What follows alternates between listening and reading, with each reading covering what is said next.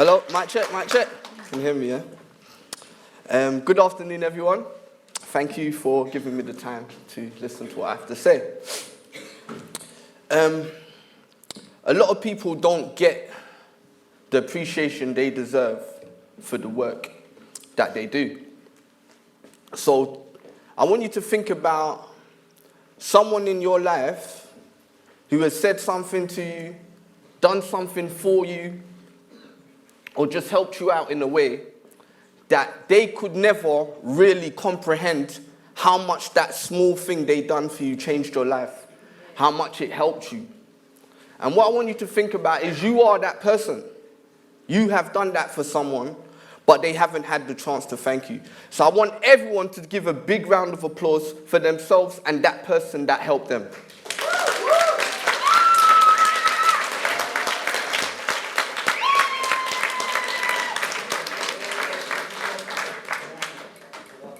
Okay, so I want to tell you my story.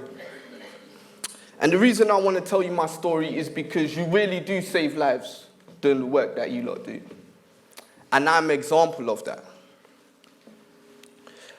In the estate that I grew up, I lived in the cage. They had a little football cage, and I lived in that cage. I was there from 8 in the morning till 6 at night. And during that time, different groups of friends will come and play. 8 till 12, then a different set. I would stay in this cage all day because I loved football. And at that time, I was playing for a lot of counties and districts, which means you're a high-level footballer at school age. And one day, I came home to my friend's house after a football match. His parents took us to a football match, and we went back to his house, and we had lunch. And he went to the toilet. When he went to the toilet, his parents said to me, "What do you want to do when you grow up?" So I said, "A footballer, obviously." They started belly laughing. I was kind of threw back.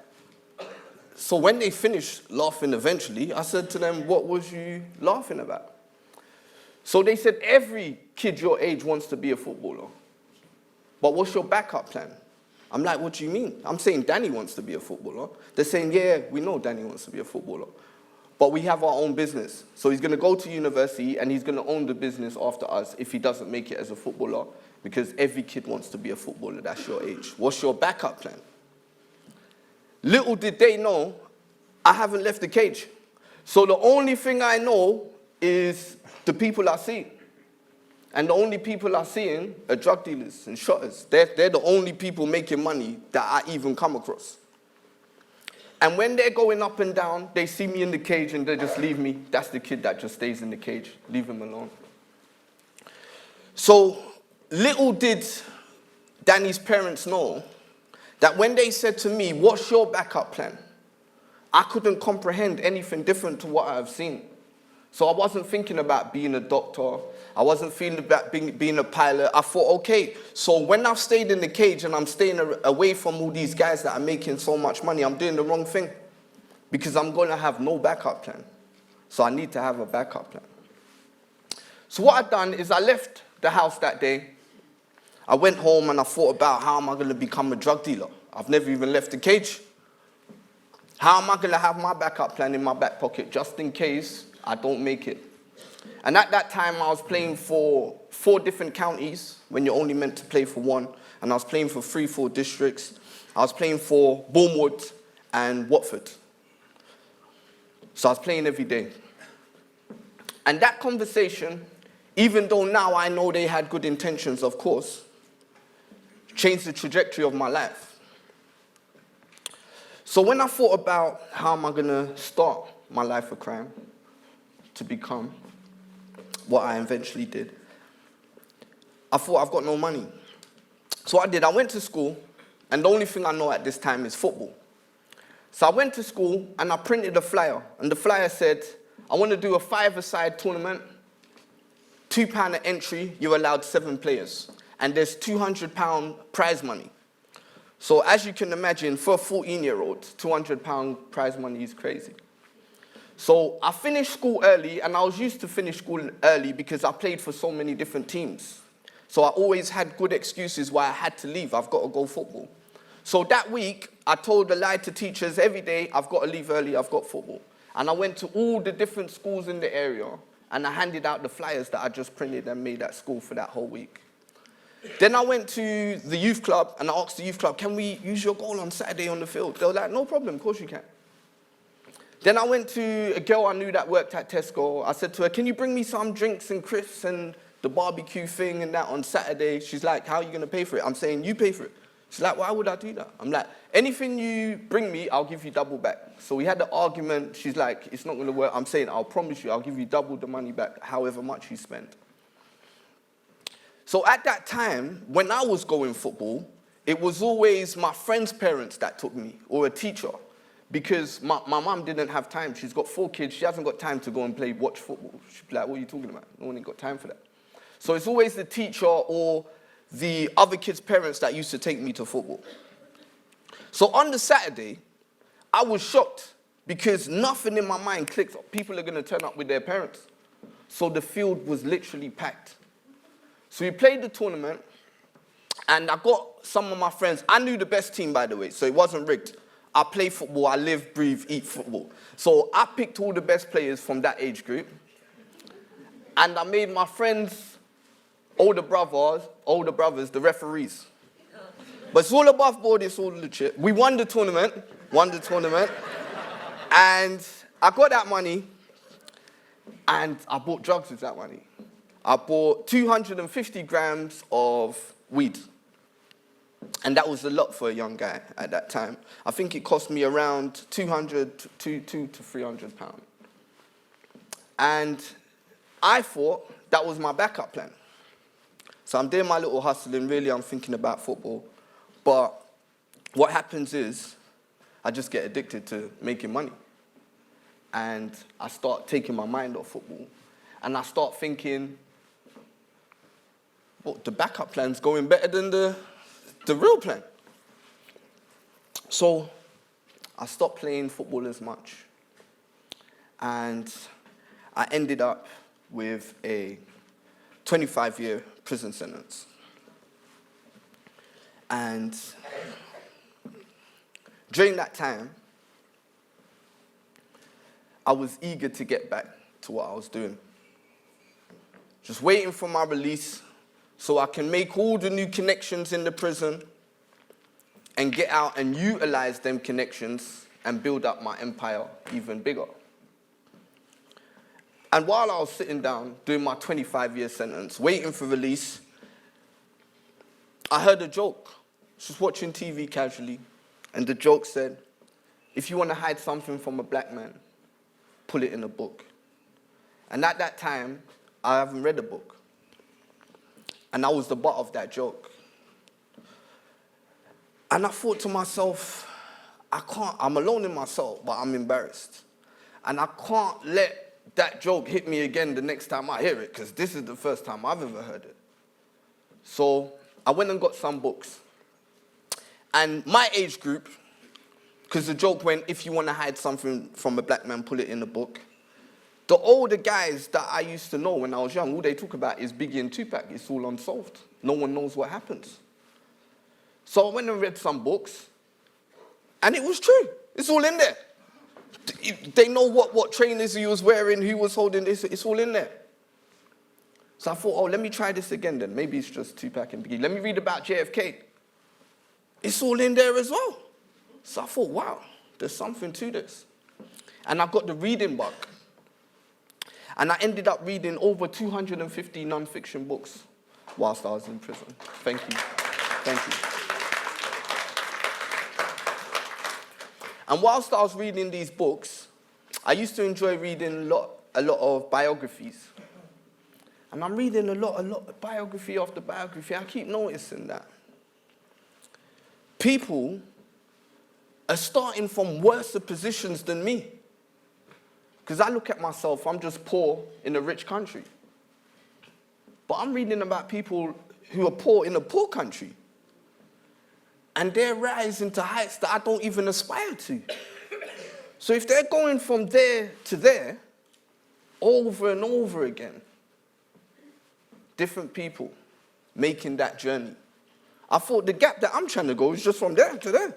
If they're going from there, Nelson Mandela, for example, going from there to there, the gap that I'm trying to traverse is just a small gap. There's nothing that should be able to hold me back from doing that. One of the things that I kept noticing is that all the people that I'm reading about, this word keeps coming up. They was a good orator. I didn't even want to look it up that time. I thought, I won't see that word again. Never seen it before. Then I read another one. It's in there again. So I had to look up the word. What does the word mean? Oh, it means public speaker.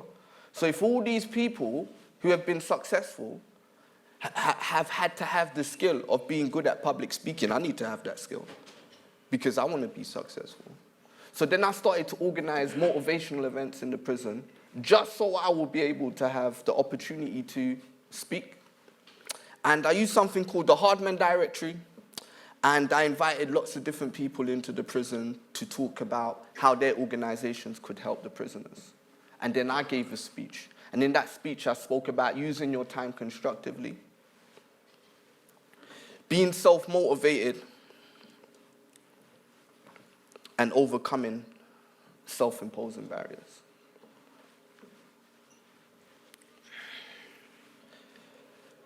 During this time, I added up what I was doing when I was hustling, ruminating in my cell. And I thought to myself, how much was I making? Let me add it up, deduct costs, etc., etc. And I came to the conclusion that I need to make around £50,000 to £70,000 a year for me to be living the life that I want to live, for me to be happy. So I went to an officer. I said to the officer, can you go home and Google for me what jobs make 50 to 70K? So he said to me, why? I said, because I've got like 12, 13 years left. I could do any job because I can just study that job in the time that I've got left. By the time I'm released, I'm ready to do that job. So he said, I'm going to go home and Google it for you and come back. So he went home, he Googled it, he come back the next day, he told me, a pilot, doctor, or a judge. And as you can imagine, sitting in a cell thinking, can I become one of them things? He's knocked me for 6. I'm thinking there's going to be a lot of barriers to them jobs there. So it did kind of sway my thinking. It did kind of give me a defeated feeling. But I had another event to do.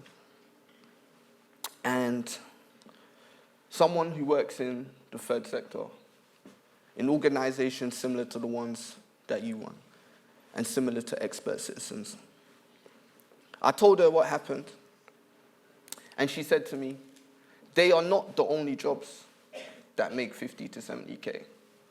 They're probably the only jobs that you can't do that make 50 to 70K. So I don't know why he done that, but don't let it stop you from doing what you're doing.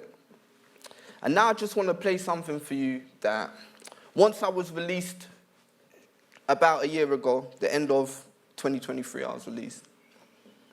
And I went and done a podcast show. And I want you to listen to the introduction that the lady gave me, because I can't do it that good.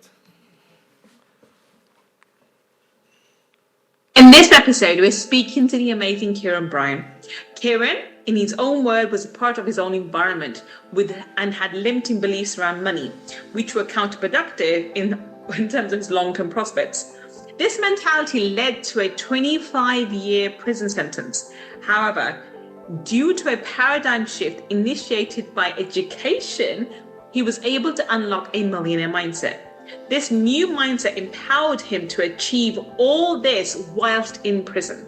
He read over 250 books, gained first-class honors degree in business, organized several motivational events where he gave speeches, developed programs encouraging prisoners to use their time constructively, learned to forex trade, read all the books published before 2021 on blockchain technology, published a book which teaches children how to play chess, and became the first person in the world to publish a book and sell the characters as NFTs, and start a award-winning consultancy business.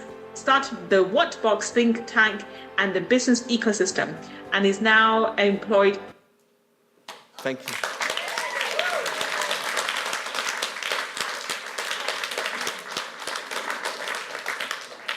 Thank you. With my new mentality, I was able to achieve that all while still in prison.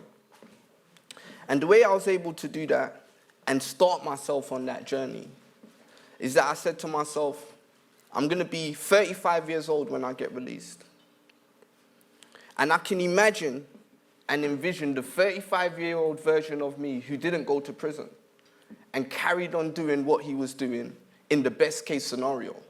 So I'm giving him best case scenario. He's hustling, he's making money, he didn't get to prison. And he got to the age of 35-year-old without going to prison.